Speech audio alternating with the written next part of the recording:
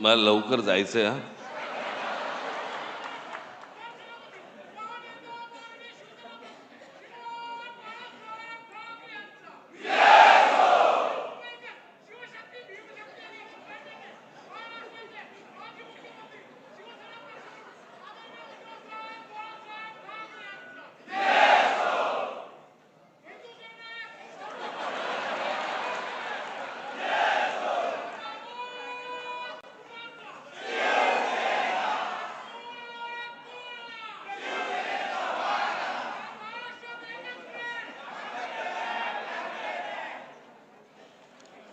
अजून बघ काय राहिलं असेल.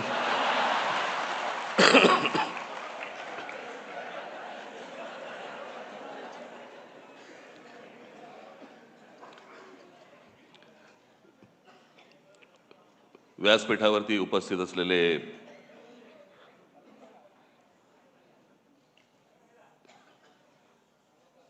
शिवसेनेचे पक्षप्रमुख उद्धव ठाकरे, माझे मित्र आणि शिवसेनेचे नेते खासदार संजय राऊत आणि माझ्या जमलेल्या सर्व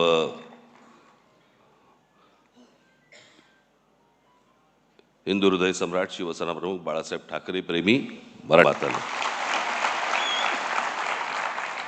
निवडणुकीच्या अगोदर उद्धव आजारी पडले होते, सर्दी खोकला वगैरे. त्याच्यानंतर मी ताणून धरलं होतं. मग मला सर्दी खोकला आणि ताप बीप सगळं सुरू झालं, अजून चालूच आहे ते. मी काल पण त्यांना म्हटलं होतं मी कसं, मला काय म्हटलं, मला फार बोलता नाही येणार कारण शब्दांवरचे अनुस्वार सर्दीमुळे गेलेत. सोबवार बगळवार वगैरे असं सगळं होतं.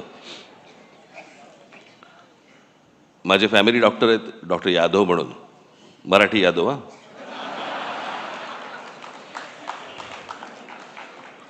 मग मी त्यांच्याकडनं औषधं घेतली आणि मी उद्धवना दिली. मी 2 दिवसात बरे झाले.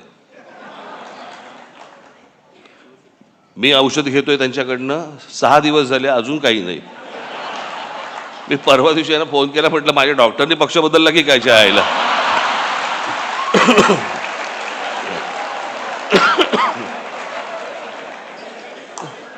आत्ता पण मला लागू पडायचा.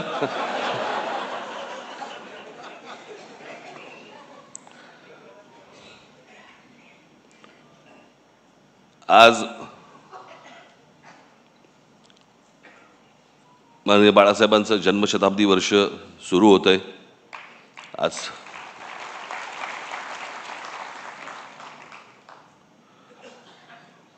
मी सामनामध्ये मी माझा एक लेख आलेला आहे, त्याच्यामध्ये मी अनेक गोष्टींचं त्याच्यामध्ये त्यांच्याविषयी मी अनेक काही आठवणी मी त्याच्यामध्ये लिहिलेल्या आहेत.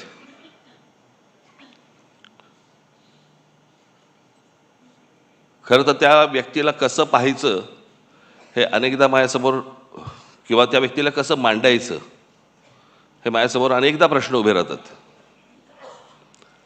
काका म्हणून मांडायचं, व्यंगचित्रकार बाळासाहेब ठाकरे म्हणून मांडायचं, हिंदू हृदय सम्राट शिवसेना प्रमुख बाळासाहेब ठाकरे म्हणून मांडायचं, आणि त्यांच्यावरती बोलायचं म्हटलं तर मी तुम्हाला 100% सांगतो, मी आणि उद्धव आम्ही तुमच्याशी तासनतास बोलू शकतो. तासनतास. मी मागे त्यांच्या ते एका तैलचित्राचं अनावरणाच्या वेळेला मी सांगितलं होतं की खूप किस्से असे आहेत त्यांचे मला सांगता पण नाही येणार. आणि न सांगण्याचं कारण म्हणजे भाषा. तुम्हाला माहीत नव्हतं ते काय होते ते. तुम्हाला अनेकदा भाषणांमधून अशी छोटी छोटी झलक मिळाल्या होत्या.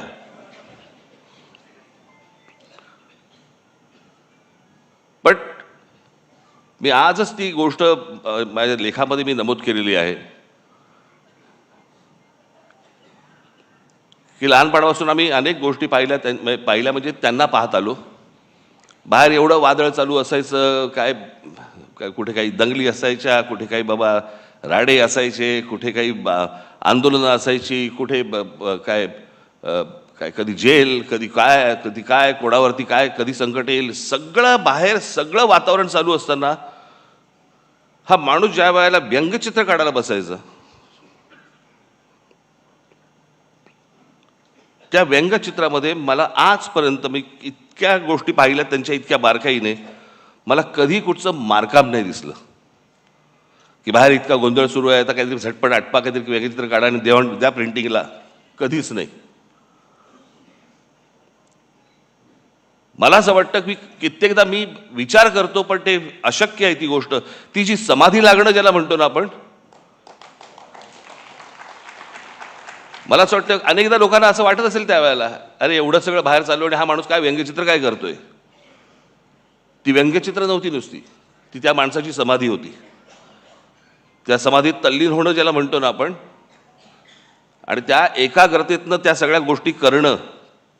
कुठेही पेन्सिल नाही हल्ली का, ब्रश नाही हल्ला का, कुठे बाबा त्याच्यातला विनोद नाही हल्ला. म्हणजे बाहेर एवढं सगळं वातावरण असताना त्या व्यंगचित्रातला विनोदही नाही कधी हल्ला. मी मागे एकदा एका शीर्षकाबद्दल बोललो होतो. एक तेंडुलकरांचं एक पुस्तक आहे, त्या पुस्तकाचं शीर्षक आहे, फार छान शीर्षक आहे की हे सारं येतं कुठून. भाई ज्या वेळेला मी बाळासाहेब म्हणून ज्यावेळेला मी विचार करायला लागतो त्यावेळेला या अनेक गोष्टी ज्यावेळेला डोळ्यासमोरून जातात, खरंच प्रश्न पडतो की हे येतं कुठून, आलं कुठून. आणि म्हणून तो या देशामधल्या सगळ्या राजकारण्यांपेक्षा जो वेगळा माणूस होता, त्याचं कारणच ते होतं.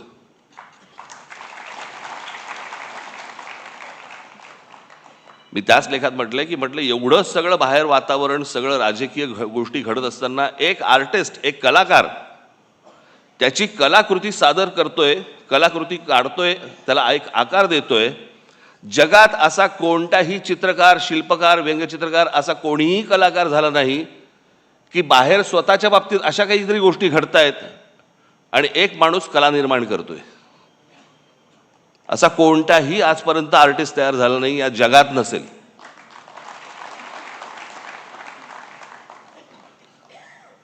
त्यांचे तर्क असायचे. मला तर आजची ही परिस्थिती पाहिली, राजकारणाची परिस्थिती पाहिली, मला आज मी त्या दिवशी माझ्या भाषणामध्ये मी म्हटलं की आज इथे बाळासाहेब असायला पाहिजे होते. पण आज महाराष्ट्राची आणि देशाची जी राजकीय परिस्थिती निर्माण झालेली आहे, म्हणजे गुलामांचा बाजार. आणि हे सगळं महाराष्ट्रामधलं सगळं चित्र पाहिल्यानंतर, कुठेही जा तुम्ही, हे सगळं चित्र पाहिल्यानंतर आज मला असं वाटतंय बाळासाहेब नाही येत ते बरं आहे.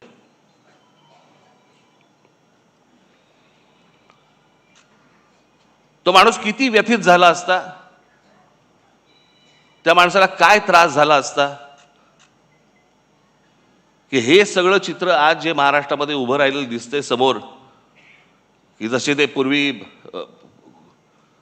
200-100 वर्षापूर्वी नाही का ते चावडीवरती उभे राहायचे आणि माणसांची लिलाव चालायचे, आज तसे महाराष्ट्रामध्ये लिलाव चालू आहेत.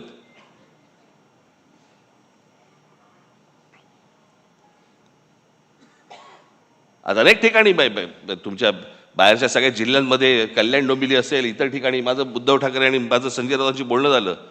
शिसारी आली, शिसारी.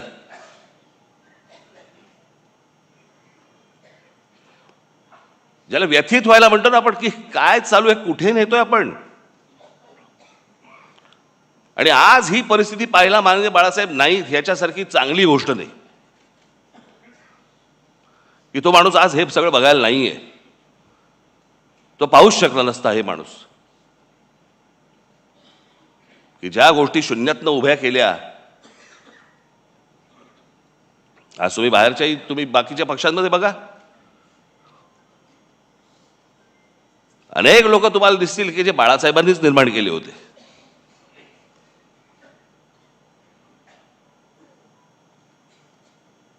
पण ज्या गोष्टी घडत जात आहेत, ज्या गोष्टी घडत गेल्या,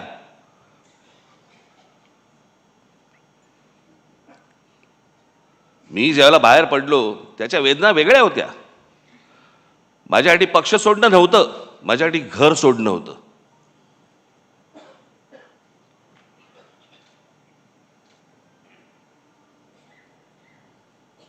पण त्या सगळ्या गोष्टीला आता एक 20 वर्षाचा काळ निघून गेलाय. अनेक गोष्टी मलाही उमजल्या, अनेक गोष्टी मला सोडून उद्धवनंही उमजल्या असतील. द्या सोडून ते आता.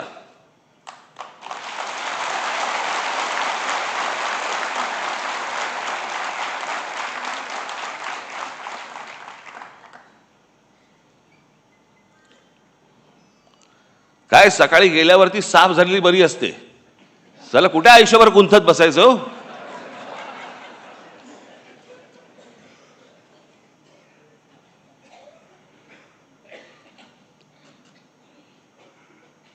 पण मला असं वाटतं की एकदा मी बाळासाहेब ठाकरे, मला एकदा ह्या विषयावर मला व्याख्यानच द्यायला आवडेल. आणि त्या माणसाचे सगळे पैलू मला तुमच्यासमोर एकदा मांडायचे.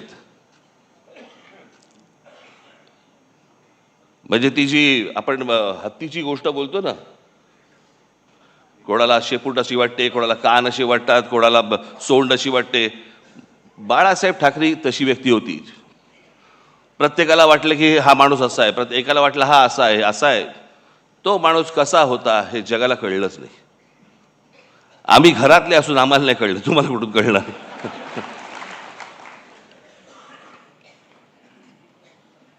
पण ते होतं, ते विलक्षण होतं. आज मी सामनामध्ये तर लेख लिहिलाच आहे, पण मी आज सकाळी माझं एक ट्विट केले. काही जणांनी ऐकलं असेल, काही जणांनी वाचलं असेल, काही जणांनी नसेल वाचलं. मला असं वाटतं की माझ्या बोलण्याची बोलणं थांबवायच्या अगोदर मी लिहिलेलं ते जे ट्विट आहे ती मी एकदा तुमच्यासमोर फक्त मला वाचून दाखवायचं आहे.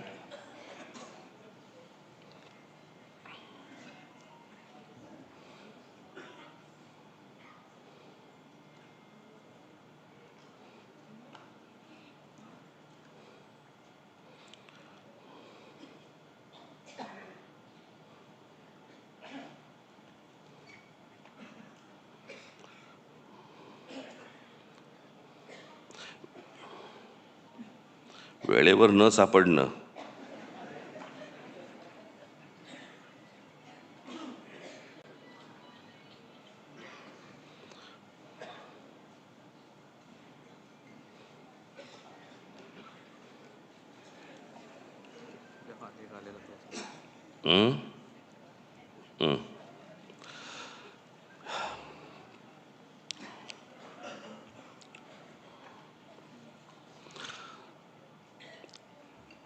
स्वर्गीय बाळासाहेबांची आज 100वी जयंती.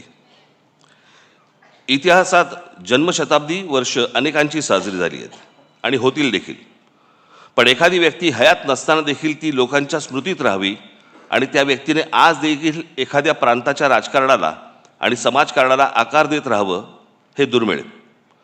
हे फक्त बहुधा बाळासाहेबांच्या बाबतीत घडू शकतं. आणि म्हणूनच बाळासाहेब 100 वर्षांनीच काय, पण त्यांच्या द्विशतकी जन्मवर्षात देखील लोकांच्या स्मरणात राहतील याची मला पूर्ण खात्री आहे. फक्त तेव्हा मात्र बाळासाहेबांचं स्मरण करणारा मराठी माणूस हा दुभंगलेला, खचलेला, पिचलेला आणि अन्याय मुकाट्याने सहन करणारा नसावा. आज निष्ठा सहज विकल्या जातात, तत्व सहज फेकून दिली जातात आणि राजकारण हे पूर्ण व्यवहारी झालं आहे. आज राजकारणातलं हे यश, हे कुठले मुद्दे ऐरणीवर आणले, प्रांतिक भाषिक अस्मिता किती धगधगत ठेवली, यापेक्षा निवडणुकीच्या राजकारणात किती यश मिळालं आणि त्यासाठी काय क्लुप्त्या वापराव्या लागल्या आणि मोजलं जातं, यावरच मोजलं जातं. बाळासाहेबांच्या काळात या असल्या अपेक्षांच्या फुटपट्ट्या नव्हत्या आणि असत्या तरी त्यांनी त्या झुगारून दिल्या असत्या. त्यांना स्वतःला सत्तेचं अप्रूप नव्हतं, पण सामान्य कार्यकर्त्याला सत्तेच्या पदावरती बसवण्याचं समाधान मात्र त्यांना मिळालं. सत्ता येते जाते. आजचे सत्ताधीश उद्या एखाद्या नामफलकापुरते राहतात, पण काही पिढ्या झपाटून टाकतील असा प्रभाव फार थोडे लोक टाकून जातात. हा प्रभाव हीच बाळासाहेबांची शक्ती राहिली, हाच त्यांचा वारसा राहिला. बाळासाहेब दूरदर्शी होते. त्यांचा दृष्टिकोन आजही सुसंगत वाटतो आणि भविष्यातही राहील. त्यामुळेच ते कालातीत राहतील. बाळासाहेबांसारखी प्रतिभा परत कधी बघायला मिळणार नाही. हे जितकं खरं आहे तितकंच बाळासाहेबांसारखं राजकारण करणं यापुढे कोणालाच जमणार नाही, हे देखील खरं आहे. पण त्यांच्या प्रतिमेला कुठेही धक्का लागणार नाही आणि त्यांनी मराठी भाषेसाठी, मराठी माणसांसाठी उभारलेला लढा हा मात्र धगधगत राहील. हे पाहणं बाळासाहेबांच्या पुढच्या पिढ्यांच्या हातात आहे आणि ते आम्ही नेटाने करू, हा आमचा मराठी माणसाला शब्द आहे. राजकारणात कधीतरी बाळासाहेबांना पण लवचिक भूमिका घ्यावी लागली, म्हणून त्यांचं मराठी माणसावरचं प्रेम तसूभरही कमी झालं नाही, उलट ते अधिक दृढ होत गेलं. हे संस्कार आमच्यावर आहेत. मी एक शब्द आज पुन्हा देतो की आरपार बदललेल्या राजकारणात कधीतरी थोडी लवचिक भूमिका घेतली तरी ती माझ्या व्यक्तिगत फायद्यासाठी आणि स्वार्थासाठी कधीच नसेल. बाळासाहेबांचं मराठी भाषेवरती, मराठी प्रांतावरती आणि मराठी माणसावरती असलेलं जाज्वल्य प्रेम पाहून जी हजारो लाखो लोक त्यांच्यासोबत येत गेली, त्यातला मी पण एक आहे. त्यामुळे बाळासाहेब आणि मराठी या दोन शब्दांवरती माझी आणि माझ्या महाराष्ट्र सैनिकांची श्रद्धा, प्रेम तसूभरही कमी होणार नाही. स्वर्गीय बाळासाहेबांना श्रद्धांजली.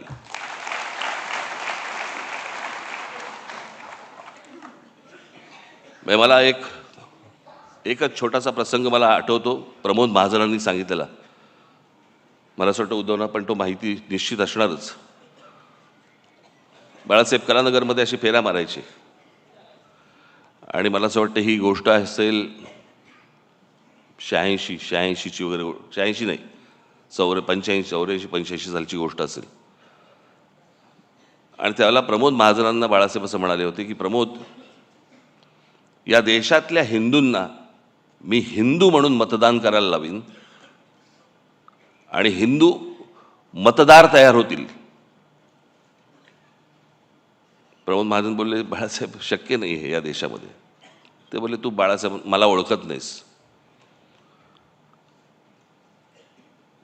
आणि बाळासाहेबांनी या देशामध्ये हिंदूंना, हिंदू एक राजकीय शक्ती बनू शकते हे या देशामध्ये बाळासाहेबांनी सिद्ध करून दाखवलं. तोपर्यंत इतरांना कोणाला माहीत पण नव्हतं, कल्पना देखील नव्हती, भारतीय जनता पक्षाला देखील नाही. पण ज्या माणसाने, अर्थात त्यावेळेचं वातावरणच वेगळं होतं. त्यावेळेला वातावरण हे काही तयार केलेलं वातावरण नव्हतं, ते झालेलं वातावरण होतं. आणि त्या वातावरणामध्ये त्या बाळासाहेबांनी ज्यावेळेला तो विचार ज्यावेळेला या देशामध्ये फुंकला आणि त्याच्यानंतर जे यश सर्वार्थाने यायला लागलं, आज जर बाळासाहेब असते आणि तो जो हिंदुत्वाचा आज जो काही इतर सगळ्या ठिकाणी जो काही बाजार मांडून ठेवलेला आहे, तो पाहिला असता निश्चित व्यथित झाले असते की अरे मी काय बोलून गेलो, मी काय सांगत होतो, मी तुम्हाला काय म्हणत होतो आणि हे आता कुठच्या परिस्थितीमध्ये तुम्ही आणलंत. एखादी गोष्ट, एखादा माणूस ज्यावेळेला ती घडवतो, ती घडवल्यानंतर त्याचं पुढे बाकीचे लोक काय करतात, हा एक देश, हे एक्झाम्पल आहे, त्याचं उदाहरण आहे त्याचं. पण मला असं वाटतं की बाळासाहेबांनी ज्या तडफेने, ज्या निष्ठेने ते विचार जे मांडले, खास करून महाराष्ट्रामध्ये मराठी माणसाबद्दलची मांडले, हिंदूंना त्यांनी हिंदू म्हणून जागृत केले, पण दुसऱ्यांचे वाभाडे काढण्यासाठी नव्हे, स्वतःच्या स्वाभिमानासाठी उभे केले. मला असं वाटतं की तो स्वाभिमान, ते प्रेम आपण सतत सगळेजण जागृत ठेवू, अशी एक मला आशा, अपेक्षा आहे. हे वर्ष बाळासाहेबांचं जन्मशताब्दी वर्ष आहे. आज सुरुवात होते आहे. मलाही काही कल्पना सुचतील, मला असं वाटतं उद्धवनाही सुचतील, तुम्हालाही काही सुचतील. मला असं वाटतं की एक येणाऱ्या पिढ्यांसाठी एक आदर्श असं एक वर्ष आपण लोकांसमोर ठेवू, आणू आणि त्यांच्यासमोर आपण बाळासाहेब काय होते हे मांडण्याचा आपण जास्तीत जास्त चांगला प्रयत्न आपण याच्यापुढे करूया. आज मला या कार्यक्रमाच्या निमित्ताने मला इथे बोलवलं त्याबद्दल मी अत्यंत आपला आभारी आहे. धन्यवाद. जय हिंद, जय महाराष्ट्र.